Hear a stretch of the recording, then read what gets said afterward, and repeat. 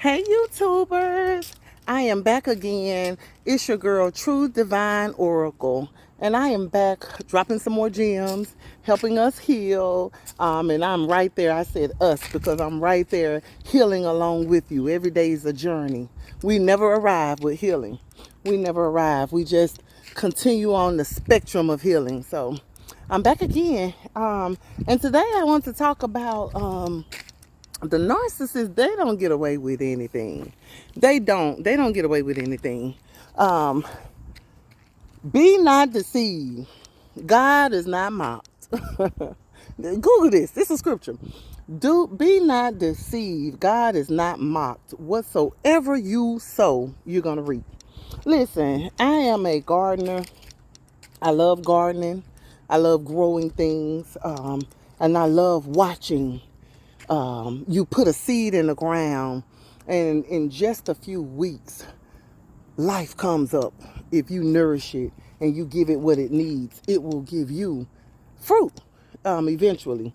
It's a beautiful thing to garden. If you have not tried gardening, I would suggest doing that as part of your healing journey. I was never a gardener before this. I joined a few groups, and now it's what I do on the daily. I absolutely love it. It's one of my hobbies now. Um, Herbs, fruit, vegetables, you name it. I've tried my hand at it, and I've had some success, and I'm really proud of those accomplishments. And I think you will be too if you were to embrace gardening. But I want to talk about how believing that the narcissists do not get their karma, or justice is not served to the narcissist, or we think that once the narcissist discards us, or we are forced to discard them, that they run off into the sunset, and they've got a supply of men and women waiting on them, and they've got all this charismatic energy about themselves, and they run off into the sunset and they live amazing and glamorous lives, while we sit back in our pity parties and healing parties, and we have to pick up our lives and reclaim and relive our lives. But the narcissist gets away scot-free. Stop it. That is not how that works. And if you believe that, you have been deceived. Google that Bible verse. It's in the Bible. Whether you believe it or not, I'm a firm believer that we can learn a lot of things because we've lived those. We have gotten karma at times for things that we've not done well. Whether it be, if you don't handle your finances well, it's going to come back and it's going to bite you. And you're going to know you mismanaged some money. That's the universe telling you you didn't do something right. Life just doesn't work like that.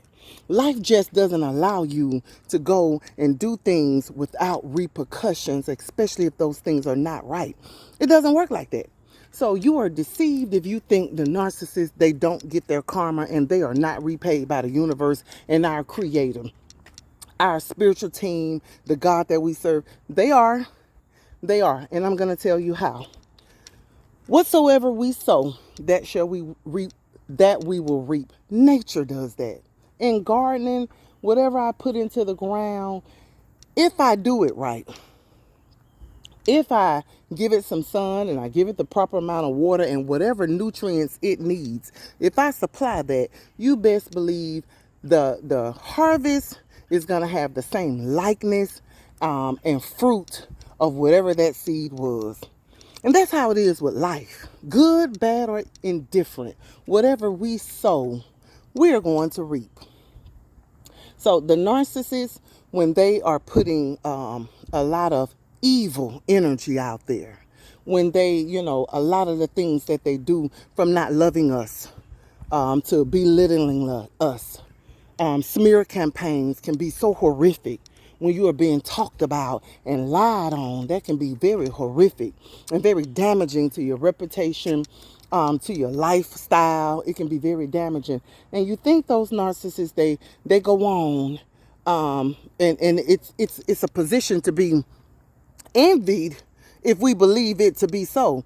If you believe the narcissist can go and do anything and they're untouchable and they don't get any karma, then that's a lifestyle. No wonder they're narcissists, right? That's not how it works. And if we lived in a universe like that, then we would know it, because we have done things and we've seen that karma come back to us. The narcissists are the same way. Be not deceived. Don't buy into that lie. They get karma. One of my favorite things that I used to tell narcissists that I would run into who tried to ruin me, I would tell them, you do know you're going to die old and alone, right? You do not know that you're going to die old and alone. Because the one thing that narcissists fear is death. You know why they fear it? Because they can't control it. They don't know when death is coming. And if death knocks at their door, they can't stop it. When it's time to die, it's time to die. So that's the one thing that narcissists cannot control. And that's the one thing that they fear because they cannot control it. They fear death. They die old and alone. They die sick. As they get older, a lot of people they catch on to the games, the mind games. They run out of supply, because I've not really seen any nice looking narcissists in their old age. The empath, on the other hand, we die old and gracefully. We age beautifully. People will say, how old are you? I can't believe you're the age that you are. We age beautifully. And with grace, because God gives us grace throughout this life. The narcissists, they don't have that grace.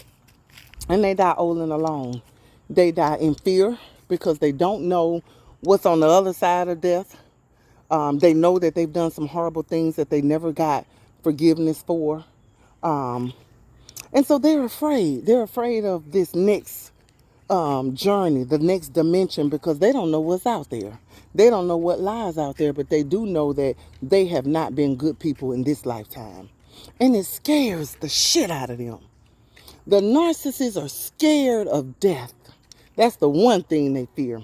And a lot of times with narcissists that I've witnessed personally in my life is God will, the universe, God, karma, whatever name you want to give it, will oftentimes punish them with breadcrumbing of death.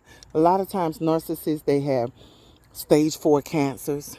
And it's like they don't know if the next time they go to the doctor's office, if they're going to tell them, this cancer has spread. There's nothing we can do for you. It's almost like everything they tried to do to us gets done to them in a horrific way. A lot of times they die slow deaths.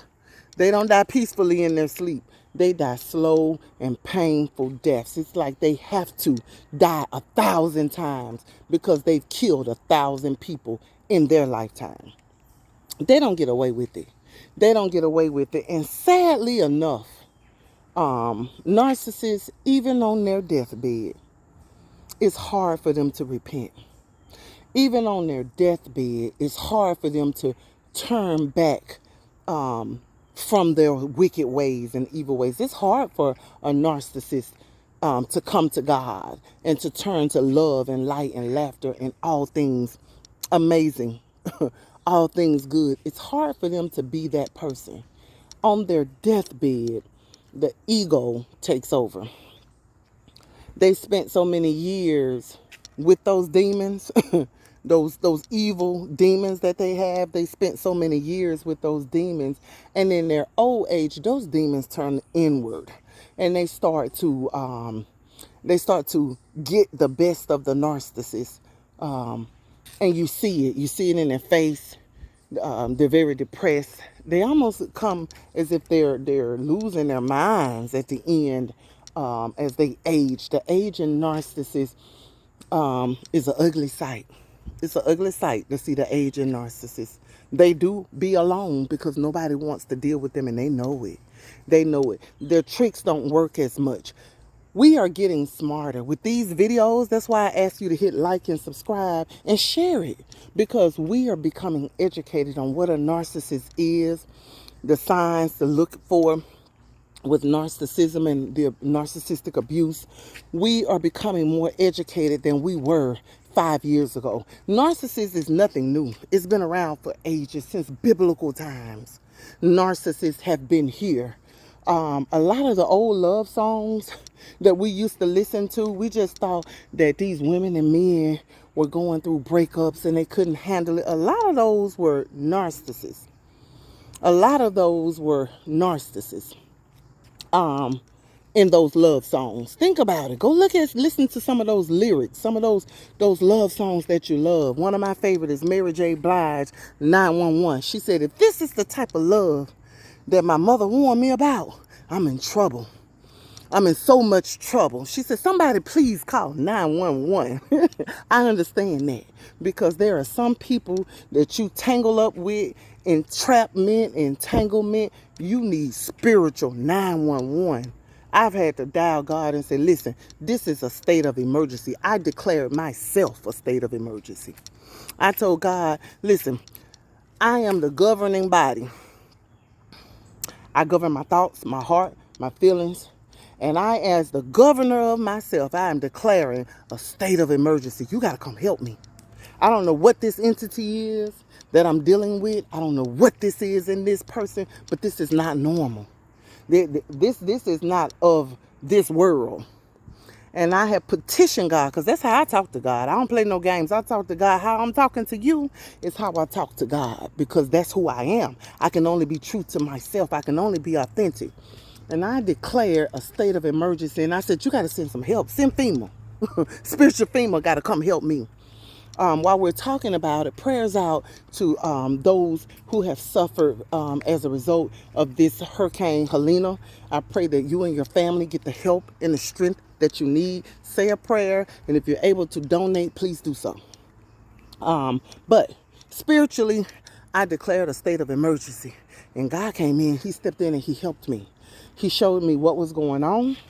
He allowed me clarity through no contact. That's the only way I got clarity.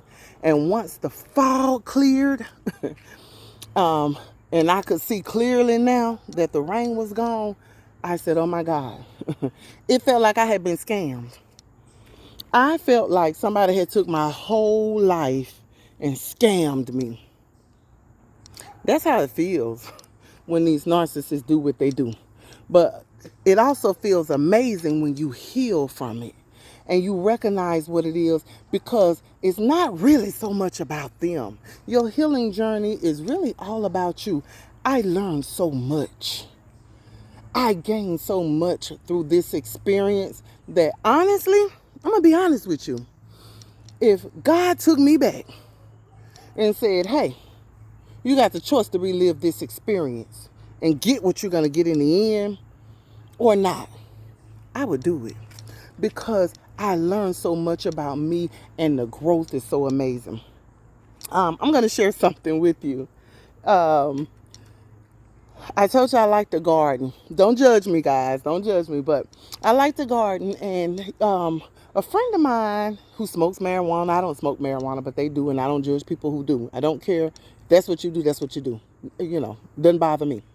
But she had some seeds. And she said, you think you can grow some of these seeds?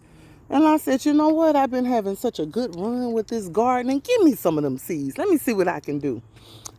From one seed, I germinated that seed, and a cannabis plant sprouted. And I was a little nervous because I'm not in a state, where you can legally grow marijuana. But I'm thinking, hey, it's just an experiment. It's one little seed, may not even live. Who knows what's going to happen?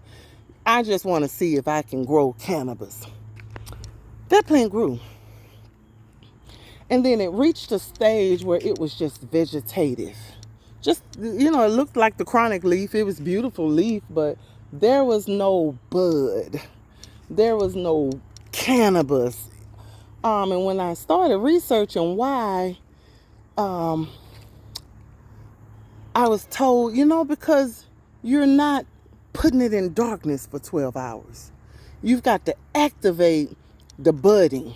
And the way that you activate the budding is you got to put that cannabis plant in darkness 12 hours and in light for 12 hours. It's got to be on a 12 on, 12 off cycle. And I said, oh, okay. So I found a dark place in my house, and I would bring the plant up and I would put it in darkness. The first day that I did that, when I went to get it after it had been in darkness for 12 hours, the plant had grew 3 inches. And I said, oh my God, what's going on with my cannabis plant? This thing is growing. When I researched it, it's called the flowering stretch. It's something that happens once you start putting it in darkness. It grows enormously. And it can be a little scary because you're like, wait, hold on, why is this plant growing like this? Darkness triggered the flowering, the budding, and part of that is it starts to grow because it wants to make sure that it's strong enough to support the buds when they start developing. Stick with me, I'm going somewhere with this story, this parable. So I did, and I would do 12 hours of light, 12 hours of dark, 12 hours of light, 12 hours of dark. And when I tell you it started budding, the aroma, I'm like, oh God, hey, what have I got myself into? I'm actually growing a marijuana plant. Hey, this is illegal. But I could not stop because it was so beautiful to witness. And I was being taught a principle. Budding happened, growth happened after I submitted it to darkness. Don't curse your dark season, because that is what's your flowering stretch. That's where you're going to get your most growth. That's where your budding is going to come afterwards. Don't curse your darkness, because in the darkness, some miracles happen. In the darkness, let me tell you, it was also during that time that God was giving me I call them downloads. In the morning, I would wake up and all kind of messages would come to me about things I needed to do for my healing journey. That's how I started the garden. That was a download. It was a message that I received about what I needed to do on my healing journey. Be open, because you, as empaths, that's what attracted the narcissist to us. We're also very susceptible to hearing the voice of the universe and the voice of God for our lives. And during this time, God was speaking to me, and he was telling me, to remain in my power. Don't give in to the hoovering, because it's going to come. And it's almost as if they know. They have some type of spiritual intel. I tell you, narcissists, they're cursed people. And they're demonic entities that reside in those people. And they tell them when you're lonely. They know when you need a hoover.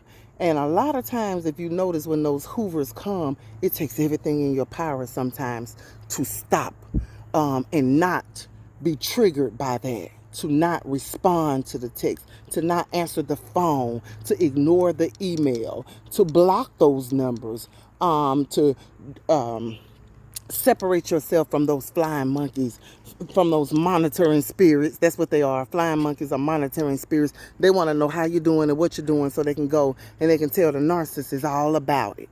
That's what they want to do. So stand in your power. Stand in your power. I grew a lot during that darkness. I had my own personal flowering stretch where I grew, and God was telling me, hey, stay the course. Stay on your healing journey, because as you stay the course, you're going to realize that here in a little bit, you're going to produce and you're going to be able to give back. That's why I make these videos, because it was videos that saved me.